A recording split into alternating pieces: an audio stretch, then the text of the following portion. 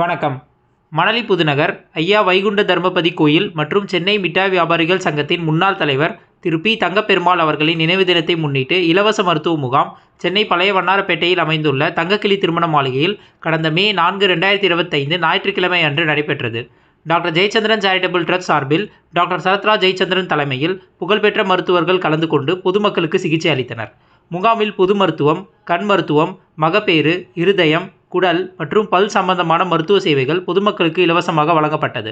மேலும் குடல், இருதயம், நுரையீரல் சம்பந்தமான ஸ்கேன் பரிசோதனைகளும், இசிஜி, எக்கோ சேவைகளும் மற்றும் மருந்து மாத்திரைகளும் பொதுமக்களுக்கு இலவசமாக வழங்கப்பட்டது.